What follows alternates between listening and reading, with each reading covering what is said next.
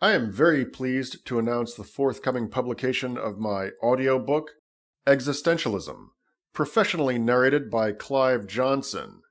The purpose of this work is to answer one simple but profound question. Do we choose our values, or do our values choose us? Please enjoy the following promotional excerpt from the audiobook itself.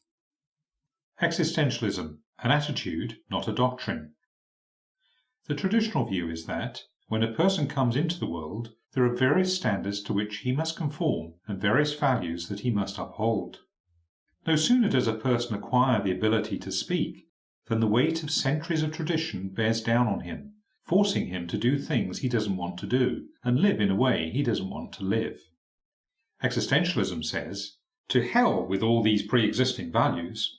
Existentialism is thus an injunction that we choose our own values and, more generally, chart our own course. At its core, existentialism is therefore less of a doctrine than it is an attitude.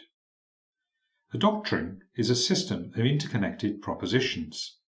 Quantum physics is a doctrine. So are Freudian psychology, Keynesian economics, and Russell's theory of descriptions. The viability of a doctrine has nothing to do with how anyone feels about anything. Doctrines are right or wrong. They are to be judged according to how well they measure up to the relevant logical or empirical benchmarks. Opinions and feelings have nothing to do with it. Attitudes cannot be understood in these terms. If you tell me that you like being at the beach, or that you hate picnics, I cannot say, "You're wrong," or "You're right." By contrast, if you tell me that you think that the US economy would improve if a Marxist government were to take over, I can say, "You're wrong," or "You're right." So to the extent that it is an attitude, existentialism cannot be judged to be wrong. My own view is that, taken as an attitude, there is much to be said for existentialism. If you come into the world believing that values are to be chosen as opposed to passively accepted, you are probably more likely than you would otherwise be to reflect on what your values should be, and also, consequently, on what the merits or demerits are of traditionally accepted values. And such reflectiveness is positive in two ways. First, if you choose your values instead of simply accepting the values of others, you are, all other things being equal, more likely to live according to values that work for you psychologically.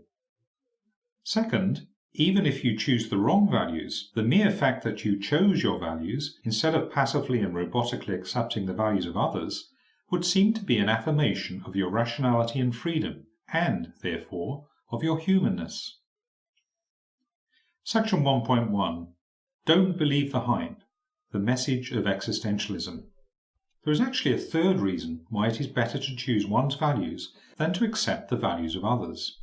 A number of values seem to involve a diminishment of self. Be a team player. Don't do what you want. Work for the family business. Don't do what you want. Take care of your ailing mother. Don't do what you want. Believe what you're told to believe in. Don't have your own beliefs. You're not qualified. You're not smart enough. You don't have the right educational background, and it's not your place to have your own views even if you are qualified. Who do you think you are? It would not be hard to think of a case where flourishing and following conventional values fail to coalesce.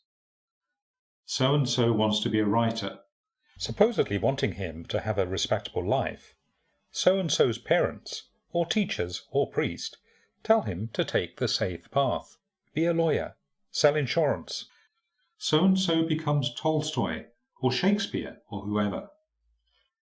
Had so-and-so followed the conventional path, so-and-so would have lived a life of quiet desperation, to use Thoreau's expression. Indeed, Thoreau used that very expression to make a point not unlike ours, and Thoreau is sometimes seen as one of the first existentialists. Why do traditional values so often demand a reduction of the self? One possible answer is that the values that are endorsed by society are those that are good for society, and therefore aren't necessarily those that are good for the individual. As Freud emphasized in Civilization and its Discontents, society is possible only if the aspirations of individuals are abridged. A precondition for civilization is the abridgment of human freedoms and, consequently, of gratifications.